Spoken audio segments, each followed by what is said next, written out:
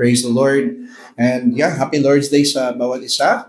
At sa ating preaching of God's Word, inanyayahan ko po ang bawat isa na buksan natin ang ating Bible sa aklat ng Mark chapter 10 verses 35 to 45. Mark chapter 10 verses 35 through 45. And the title of our sermon for this morning is Humble Service, the Kingdom's Measure of Greatness.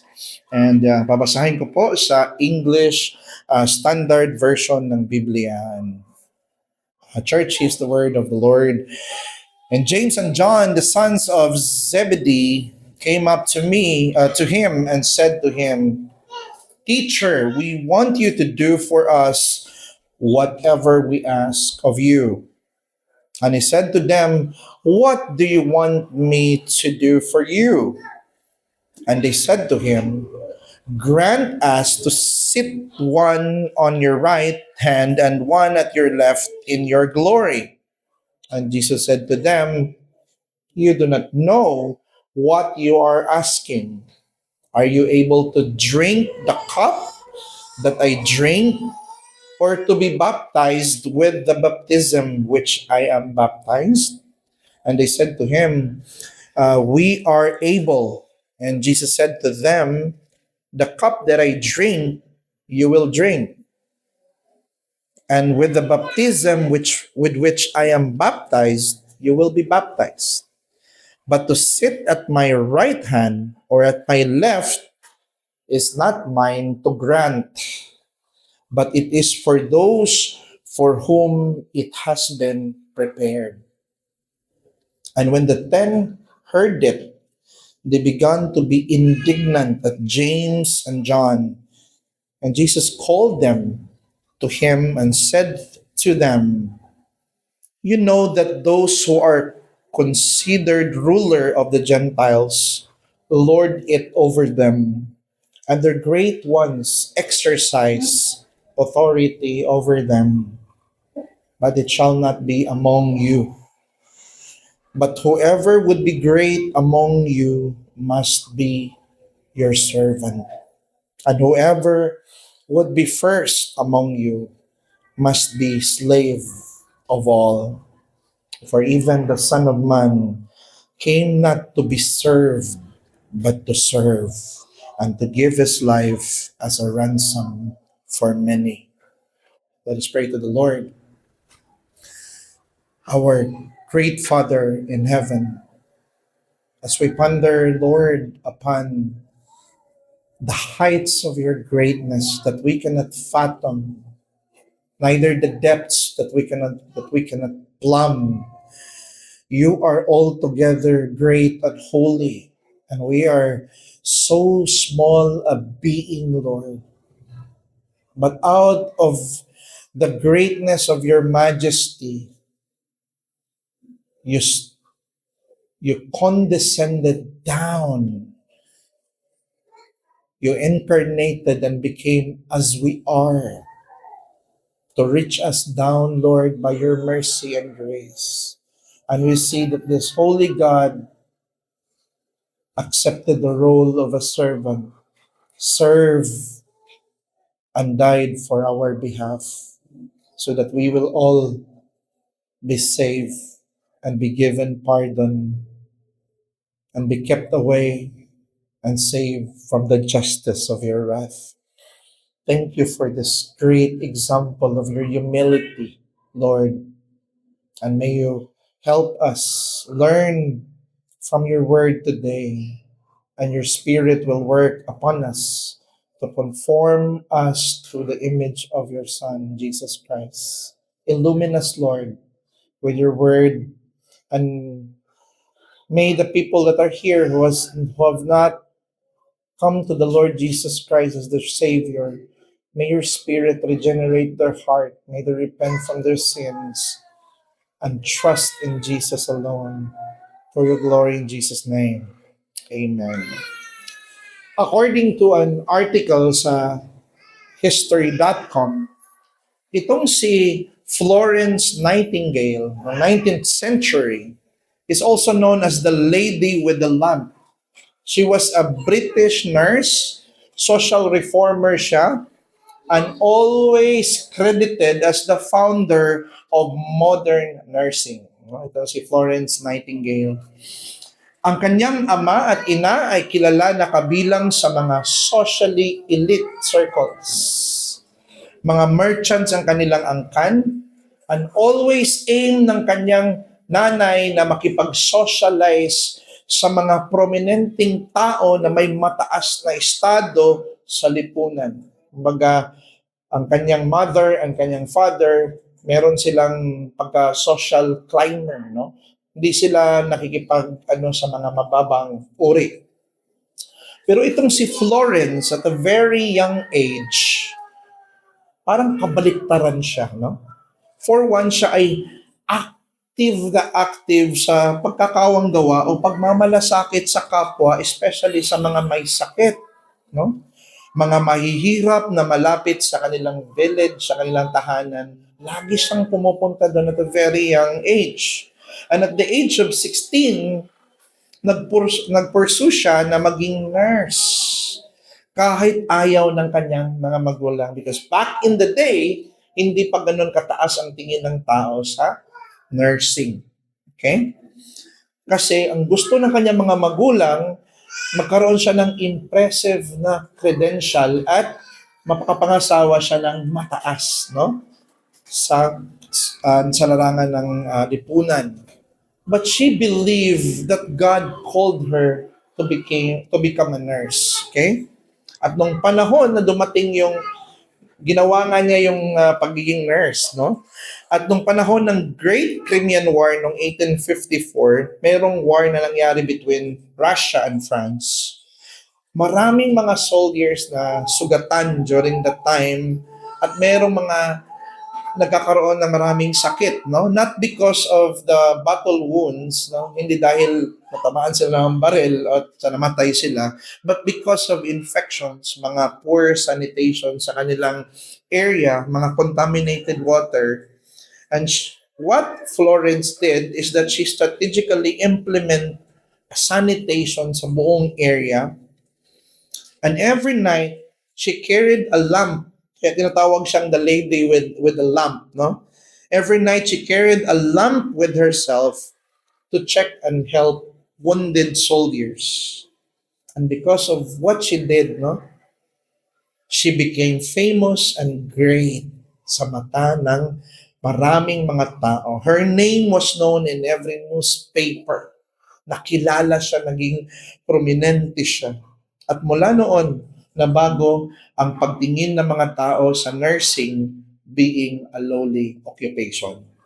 It turns out to become considered na isang napaka-noble na profession. And she became great by humble service. Na-achieve niya yung greatness not by doing what her mother said na mag-social climber tayo, makipag-ano lang tayo sa mga prominente. She pursued greatness by humble service. And here in our passage, makikita din natin na ang Panginoong Hesukristo ay nagtuturo sa kanyang mga disciples. Itong mga disipulo niya ay tinuturuan din niya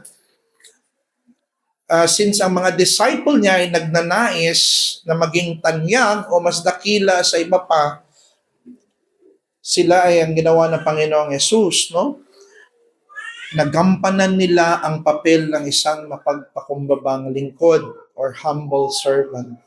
Itinuturo niya sa kanila na ang tunay na daan paitaas, the way up is to go down, no? Ay laging pababa. Kaya ang main message natin for this morning is this: to attain greatness in the kingdom of God is to tread into the pathway of servanthood, no? Ang landas patungo doon sa kadakilaan, sa kaharian ng Diyos, ay ang landas ng mapagpakumbabang paglilingkod. No? So two things that we're going to look at for this morning, no? First, the desire for superiority. Makikita natin ito sa mga disciples. And number two, the pathway of humility. Makikita natin dito sa itinuturo ng Panginoong Hesukristo. Now, many people's ambition, if you're going to look at the people around us, no, people always want to become great, no? Parang innate na 'yon sa atin, no? Na gusto talaga nating magiging great person someday. In fact, when we were little kids, no, meron na tayong mga ambition to become something great back in that particular time. But yeah, almost everywhere, makikita din natin ngayon ng tao, nagtatrabaho ngayon ng tao, they're on the go towards greatness, no? It's either towards promotion or towards finishing the education in order for us to become something higher, no? Something superior. But not all people are willing to pay the price of humility, no? Many people desire to be superior over others, and to be fair naman, some people have good reasons kung bakit gusto nilang umangat, no? Hindi naman lahat masama ang kanilang purpose. Some want to become a blessing to others, especially their family, kaya gusto nilang umangat. But sadly, others are because of pride, no? They want to make other people under them or below them.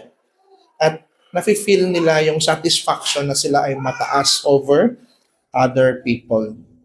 But only a few made it their ambition to become a humble servant. If you're going to do a survey, ano yung mga ambition dyan sa labas, walang mag-aambisyon na, I want to become a servant to everyone someday. No? Bihira ka lang makikita. Siguro sa mga politiko, no? You will hear them saying that, I want to become a servant to the people here in Tayabas. Maririnig mo lang yan sa mga kanila. But non-politics, hindi mo siya mapapakinggan, no? Parang servanthood is something that is not attractive to a lot of people. Di ba? So, here, makikita din natin yung desire ng dalawang anak ni Zebedee, which is John and James. Let's look at chapter 10, verse 35 and 36 and 37. And James and John, itong si Santiago at si Juan, the sons of Zebedee, came up to him and said to him, lumapit sila kay Kristo at itong sabi nila, Teacher, we want you to do for us whatever we ask of you. Kung anong gusto namin na gawin mo sa amin. If you're gonna read it, kahit di mo siya basahin sa Greek, maintindihan mo na para siyang demand, no? It's not even a request, it's a demand. Kasi pag nagsabi si Jesus ng yes dito agad, sinabi mong yes, dapat gawin mo, di ba? But he said to them, what do you want me to do for you? Is Jesus asking because he doesn't know the answer? For sure, he knows the answer, right? But I think he's asking the question para lumabas mismo sa kanilang bibig, no? Kung ano yung kanilang gusto. Alright? And he said to them, and they said to him, grant us, no? It's in the imperative, grant us to sit one at your right hand, ito si James dito sa right hand, or si John sa right hand mo, and one at your left in your glory. Okay? So important to note from this very text that itong dalawang anak ni Zebedee, itong request nila is to have a superior place in His kingdom. Aware sila mga kapatid na si Jesus yung Messiah. Okay?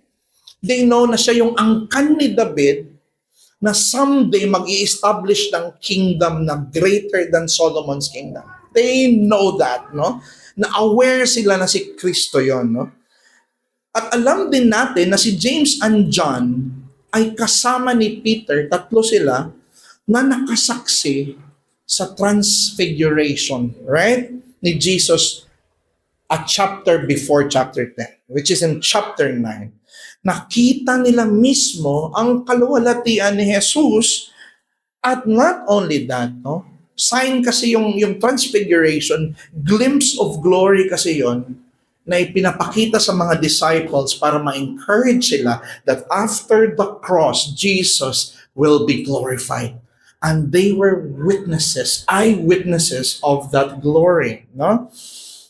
And not only that, in Mark 9:7, a chapter before, narinig nila mismo ang tinig ng Ama from the thick clouds, no, na nagsasabing, "This is my beloved Son, listen to Him."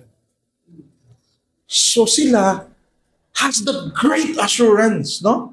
Not only nakita nila yung divine glory ni Christ, yung glimpse ng divine glory, narinig din nila yung tinig ng Ama. At nakita nila si Moises at si Elijah together with Jesus at the left and at the right. Di ba?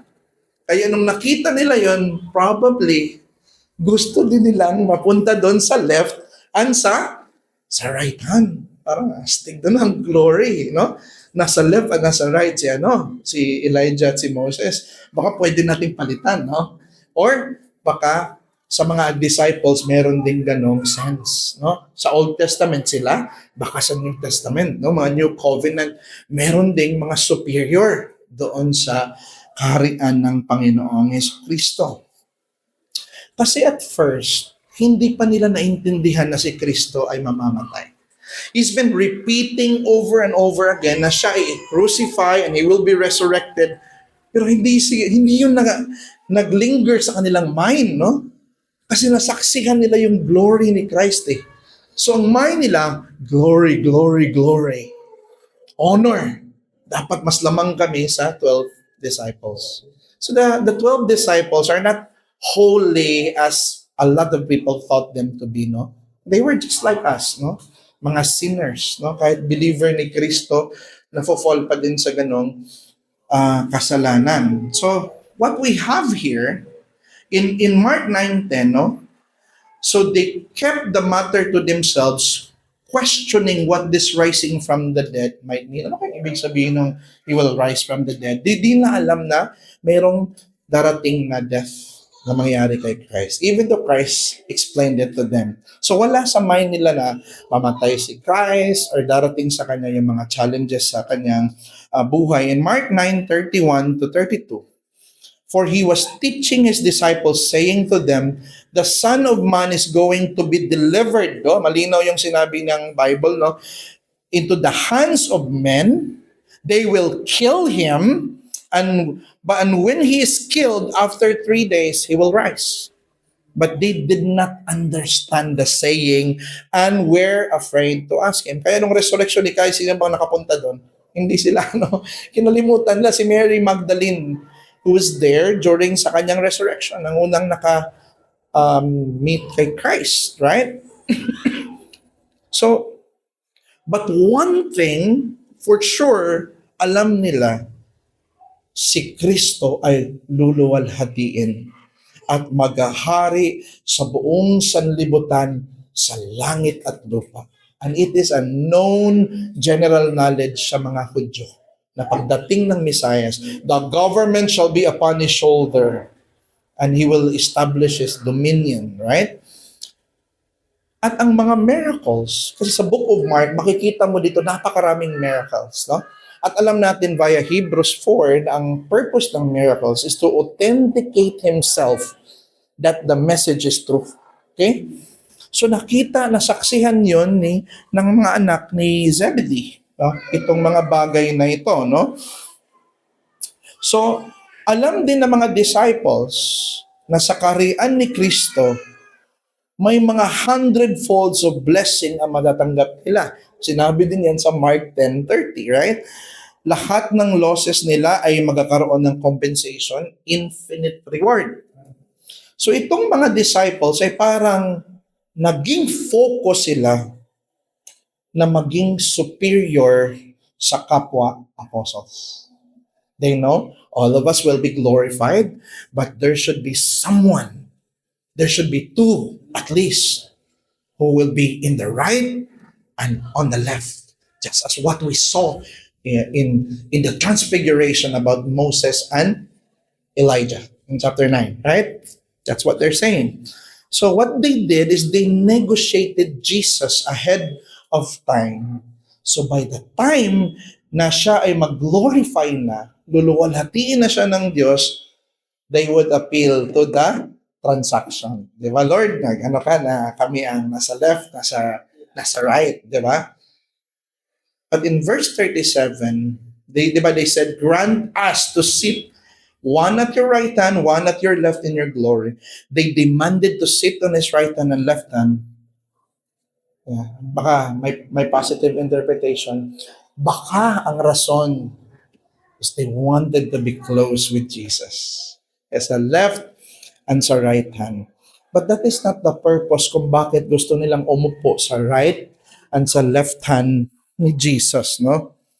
They wanted, not because they want to be close to Him, but because they wanted to become superior over others, no? So sabi ni David Garland sa kanyang commentary, dito ako nakuha ng malinaw na interpretation, but the Zebedee brothers are not asking for the honor of being crucified with Jesus, no? What they really expect is a kingdom for themselves where they can impose their own will on others. They hope to replace the self-serving oppressive power structure of the Romans. Di ba ganyan ang mga Romano? No, self-serving power structure. They wanted to replace it with their own self-serving oppressive power structure. Gusto nila na sila ang maging kapalit. But Jesus informed them na ang glory na hinihingi ninyo had a cost. It requires suffering, tribulation, before one could enter into the glory. And it's consistent with what the Apostle Paul says, right? Together with us in Romans 8, we are joint heirs with Christ, heir with Him. Together we suffer that we might also be glorified together, right?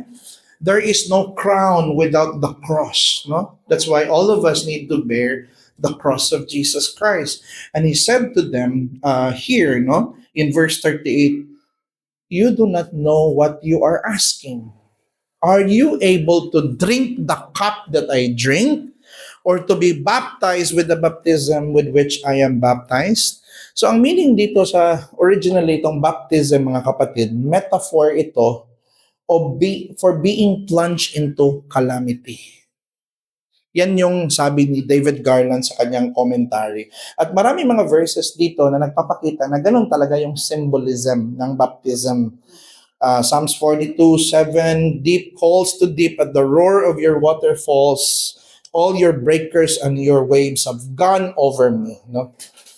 So Psalm 69:1, save me, O God, for the waters have come up to my neck. Pansin nyo yan?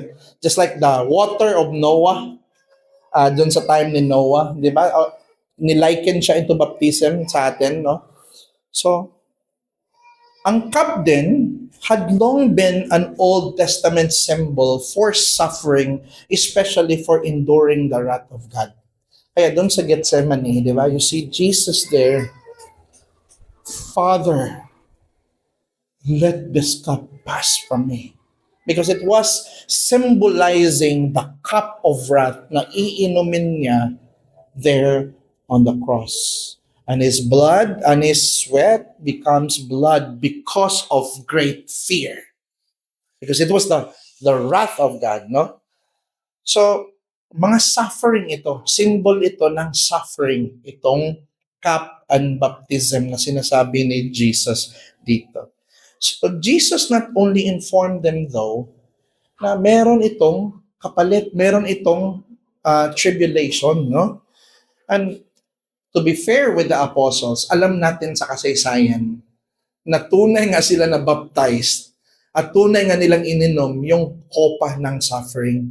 Because in history, John ay namatay sa mantika. Right? And the other one, I think he was crucified. I'm not sure about that, but that's in the book of Martyrs ni Fox, no? So, nangyari talaga sa kanila ito. Pero sinabi niya sa verse 40, Ang pag-upo kasi sa right hand and sa left hand, but to sit at my right hand or at my left, sabi ni Christ, is not mine to grant, no? But it is for those for whom it has been prepared. Sa other book ni Matthew at ni Luke, ang Father ang nag-prepare sa mga taong uupo sa right and sa left hand ni Christ sa glory. So anong punto dito? Anong gustong iparating ni Christ dito sa dalawang disciples, no? I think the point is this. Ang pagkamit sa mataas na katayuan sa kaharian ng Diyos, isa siyang biyaya ipinagkaloob ng Ama. It is a grace that is given by God, no? Hindi siya bunga ng ambisyon at pagsisikap na maging angat sa iba. Yun yung gusto niyang ituro dito, no? Lest you think na by what you're going to do, that you're going to drink and to be baptized with suffering, ma-achieve niyo yung mga ambisyon ninyo. He's saying this, it's the Father who designed kung sino. And long before na-create ang mundo, ang Father is nag-elect na of who's gonna be the recipient of that privilege, no, mga kapatid. So ang Diyos ang siyang nagpili at nagluklok sa atin sa katayuan na meron tayo sa kaharian. Whether ikaw ay membro, and this is this church, this is His kingdom on earth, right? Ikaw, whether you're a member, whether financial supporter ka, deacon, evangelist, pastor, wag tayong maghangad ng mga bagay na hindi ka naman para doon, no? Kumbaga, maging faithful tayo sa Diyos na nagkaloob sa pribilehiyo na ibinigay niya para sa atin, right? Whether you're a member or pastor or what, mga kapatid, hindi mo kailangan ng mataas na ranggo para ang Diyos ay malugod sa iyo, no? Kaya ang challenge dito, huwag tayo maghangad na mas maging angat sa iba, right? Makontento tayo at magpasalamat sa ibinigay na opportunity ng Diyos na makapaglingkod sa Kanyang kaharian. Kaya in whatever role ilagay ka ng Diyos sa Kanyang kaharian, it is a privilege, no? Kahit magbantay ka lang sa church dyan at magwawalis ka, you are serving the kingdom. If you accommodate people, if you serve in whichever ministry, kasi ministry yan ng Diyos no? God is pleased doon, mga kapatid, no? You don't need to be, and we don't need to be extraordinary, right? Yan yung itinuturo niya sa atin dito, no? Binigyan tayo ng opportunity ng Diyos na makapaglingkod sa Kanyang kaharian. So, the disciples, apostle na nga sila, di ba? Gusto pala talagang, why not let God do it, right? Isn't not a prerogative of God to choose kung sino sa inyo ang nasa left and nasa right hand, right? Pero let's look at here sa tinuro ni Jesus sa kanila. Let's look at the path of humility. In Mark 10:42-44, and Jesus called them. Nung narinig kasi ito ng mga disciples, yung request ng dalawa, nagalit sila. They were very indignant. Grabe namang ambisyon nito. Parang, may in a way, nagselos din siguro ang mga disciples, no? Sa kanilang narinig sa dalawang anak ni Zebedee, no? And Jesus called them to Him and said to them, you know that those who are considered rulers of the Gentiles, pinatigin yan, look at the Gentile world. Ang mga rulers sa Gentile world, they take premium with lordship, no? They lord it over them, and their great ones, yung mga matataas, yung mga supreme sa kanila, exercise authority over them. Sabi niya, that is the Gentile world. That is the world outside the kingdom. Yan yung pattern nila sa superiority and supremacy. Ganon ang pattern nila. Pero sinabi niya, it shall not be so among you. In other words, see, important to note, Jesus contrasted worldly greatness and kingdom greatness. No? Pinakita niya dito, yan ang titingalain nila. Pag ruler yan, nasa authority, meron siyang kapangyarihan, people would consider them great. No? Ano yan? For example, may senator na pupunta dito. Si senator ano yan? Di ba? Kasi alam natin, meron silang authority. At yun yung normal na tingin ng tao sa greatness pag dito sa outside world, right?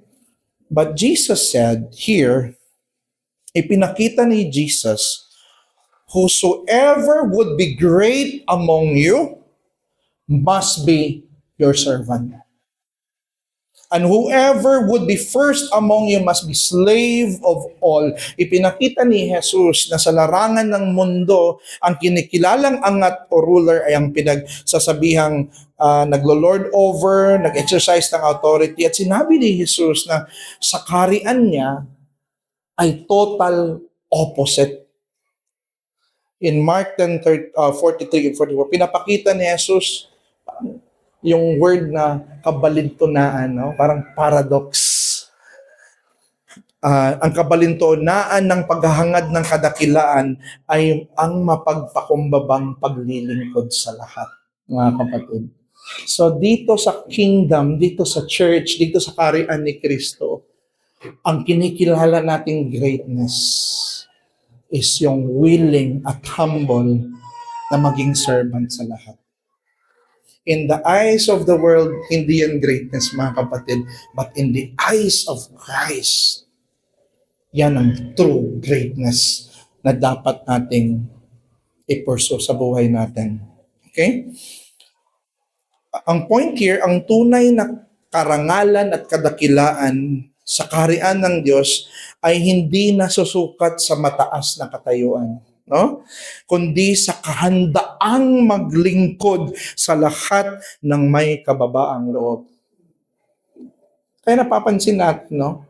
When we became Christians, parang nagle-less na yung paghanga natin sa mga tao na they are great in the eyes of the world, pero sa Diyos, hindi naman siya nagsiserve para sa Panginoon.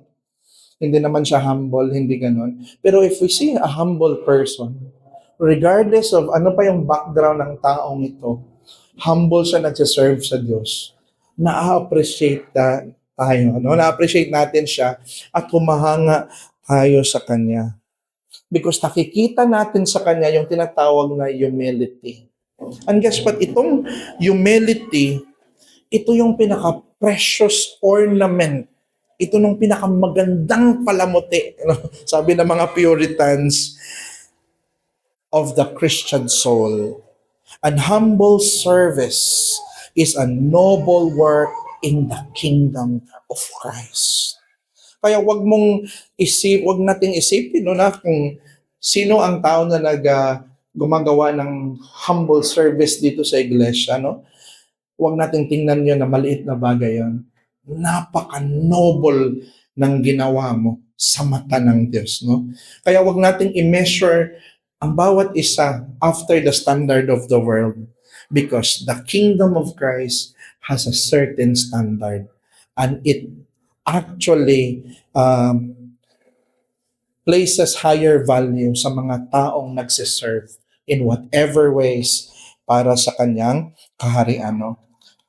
If you are a member of the church and you dedicated yourself na maging servant ka sa lahat, if yan yung dedication mo, then that is real and true greatness, mga kapatid. Sa kaharian ng Diyos, ang pag-alay natin sa sarili natin para maglingkod sa kapwa mananampalataya ay ang tunay na kadakilaan. To serve others is greatness, sapagkat ang mapagpakumbabang serbisyo natin ay sumasalamin sa pinakadakilang ginawa ng Diyos para sa lahat. Huh? And in verse 45, we see this, for even the Son of Man came not to be served, but to serve and to give his life as a ransom for many. So, we display, ikaw pala na nag-humble service sa church and whatever ministry that you partake in, if you serve humbly, every time you do that, no, you are displaying the gospel through sa humble service mo sa kanyang kaharian. At hindi mo kailangang mapapansin ng tao o maghahangad na ma-recognize sa iyong serbisyo sapagkat nakikita ng Diyos ang lahat ng iyong ministeryo. God sees what you are doing in secret and open. God sees everything. Kaya ang humility ay isang virtue na napakadakila at napakaganda, no? Sapagkat ito ang pinaka-most beautiful trait ni Christ. Kaya bawat Christian, bawat isa sa atin, kung meron man tayong ipangarap or meron man tayong i-aspire, no? I-aspire natin na maging humble tayo, no? Ipangarap natin, ipag-pray natin na magkaroon tayo ng humility ang bawat isa sa atin because yan yung pinaka-beautiful trait ni Kristo, mga kapatid, no? And God, I can even say, no, with proper qualification, that God is the humblest being. Why? He expresses the greatest humility, not in the sense na siya ay mahina or hamak siya na nilalang or mababa siya. Siya ang pinaka-humble. Bakit? Dahil wala nang nilalang na mas mataas pa sa kanya na pumili na magpakababa para tayo'y maligtas. If merong presidente dito ng isang country na biglang magwawalis sa church, and the next day, nagwawalis si Brother Jezreel, who do you think na mas humble sa amin dalawa? You would say, yung isa. Why? Because he's a president. Napakataas niya. Pero nagpakababa siya. Nagwalis siya, right? Si Brother Jezreel is just an ordinary preacher. So that guy must be very humble, is more humble or humbler than Brother Jezreel, right? Because he's so high. Brother Jezreel is just like that. So normal sa kanya na gawin yun, right? But come to think of it, ang naging servant, hindi tao, no? Hindi anghel ang naging servant, brothers and sisters. Ang infinite God, no? Ang Diyos mismo, bumaba dito sa lupa, took the form of a servant, become a servant to all. And look at the height of His condescension. It's infinite. Napakalalim, napakataas ng kanyang binaba para ma-reach tayo.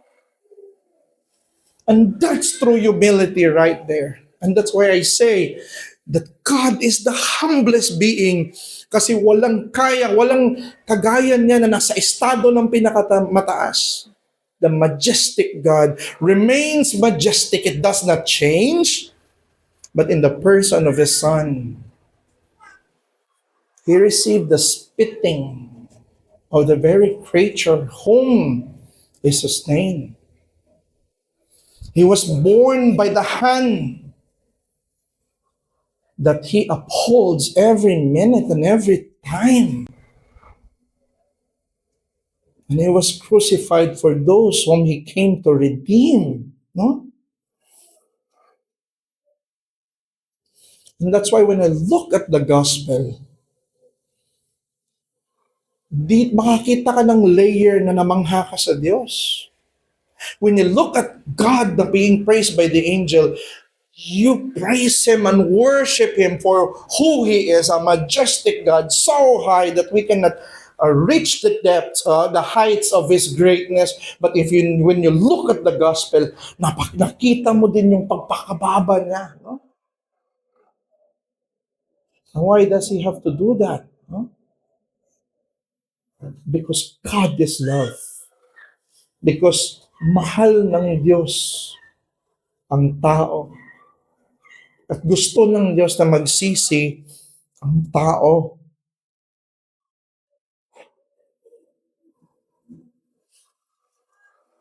You might say, hindi ka pa magsisisi sa iyong kasalanan. Ano pa bang klaseng humility ang gagawin ng Diyos? Para kay lumapit sa Kanya. Look at Him. He humbled Himself down. He became a servant, no? For your salvation. Now, humble yourself. Repent from your sins. If hindi mo pa nakilala Panginoong Jesus, and believe Him, trust Him as your Lord and Savior. And serve Him because He has served for you. When in the book of Philippians, naaway si Euodias and Syntyche. What did Paul did? What did Paul do para ma-convince sila na magkabati sila? And this is for us also. Philippians 2:5-9. Have this mind among yourself. Anong mind na dapat meron tayo? Which is in Christ Jesus. The mind of Christ. Let the mind of Christ be in you, who though He was in the form of God, although Diyos siya, did not count equality with God a thing to be grasped. He emptied Himself by taking the form of a servant. By being born in the likeness of man, naging ordinaryong tao, binaba niya yung sarili niya. He humbled Himself by becoming obedient to the point of death, even the death on the cross. And the path to humility is the pathway towards greatness. Therefore, God has highly exalted Him and bestowed on Him that name that is above every name. And that is the pattern of true greatness na itinuturo ni Kristo sa mga disciple. Na ang tunay na daan papunta sa greatness ay ang pagpakababa. At ang pagpakababa at ang pagiging servant to all, it is a privilege, mga kapatid. No? It is a noble desire. A pangarap natin yun dapat, no? Na makapag-serve tayo sa lahat. Kasi all the more tayo naging conform sa imahe ni Kristo. Every time I see someone doing a humble service para sa kapwa, I see Christ in the concrete. Nakikita ko si Kristo sa buhay nila, mga kapatid. And dapat yun yung i-aspire natin as He served you, as He served for you, He extends this privilege sa atin na makapag-serve din tayo sa Kanya at sa bawat isa. See that? He served for you. But it's a good thing because He also extends this privilege na tayo ay makaserve din sa Kanya. Saan? Sa Kanyang kingdom on earth, which is the church. No? The privilege to serve in His kingdom is always open, mga kapatid. Kaya kung di ka pa member ng church and you believe in Christ, if siya yung Lord mo, we invite you to this privilege na maging kasapi ka dito upang kayo'y aming mapaglingkuran at mabigyan din kayo ng pribilehiyo na kayo'y maglingkod sa Diyos at kami yung mapaglingkuran sa biyaya ng Panginoon. Kaya kung may kinakausap tayo ngayon na hindi pa ligtas, pagmasdan mo, kaibigan, no? Ponder on Christ. Look at the humble Christ. He came down and humbly served and died for the ransom of many. Napaka-humble niya upang maabot ka niya sa kanyang biyaya. Kaya mag-repent ka sa iyong kasalanan, huwag kang sumandal sa iyong mga gawa. Hindi yan makapagliligtas sa iyo ang iyong gawa. Magtiwala ka sa persona at gawa ni Kristo. Siya ang magliligtas sa'yo. And in 1 Peter 5, verses 5 to 6, humble yourselves, therefore, under the mighty hand of God, so that at the proper time, He may exalt you. So nandito tayo sa earth, hindi pa yung time for glory. Our time for glory will be later in the new heaven and new earth. This is a time where we emulate our Savior Jesus Christ to be a servant to all. We will serve here. We will serve her here because one day we will reign. And that's gonna be in the future. And Jesus promised, no? Na lahat na gumawa nito. Whoever wants to be the first, who wants to be the first will be the last, and the last will be the first. If you want to be the greatest of all, serve. And you don't need to be someone else na nasa office, no? You can be an ordinary Christian, but in the eyes of God, you're great. Yan ang wonderful paradox ng gospel na pinakita ni Kristo. Let us pray to the Lord. Ama namin nasa langit, Lord, napakasarap pakinggan, Panginoon, marinig na sa iyong salita, Lord, ipinakita mo sa amin si Kristo, ang kanyang kadakilaan. We would not have appreciated the value of humility kung hindi namin nakita si Kristo. But siya ang gumanap nito, Lord. Ipinakita mo sa amin sa pamamagitan niya kung paano maging humble. At nawa, kami, Lord, mamortify sa puso namin itong pride na nagsistay pa sa puso namin. At nawa, makita namin, Lord, ang kagandahan ng pagiging servant sapagkat ang aming siniserve ay hindi tao, kundi ikaw ang aming hari, ang aming Diyos. Hindi lahat ng tao binigyan mo ng pribilehiyo na maging servant mo. Pero salamat, Lord, sa aming buhay, you grant us with this privilege. At nawa, magkaroon kami ng willingness to serve sa mga ministries dito sa iglesia sapagkat ministry mo ito. Titingnan nawa namin ito, Lord, na gesture ng aming pagpapasalamat at ekspresyon ng aming desire na purihin ka at sambahin ka. Nawa ang mga dito, Lord, nakita nawa nila yung kagandahan ng Ebanghelyo at mag-udyok nawa sa kanila na mag-repent at manampalataya sa iyo. Aming Diyos, what a wonderful God and Savior you are. Yes, we thank you, Lord. In Jesus' name, amen.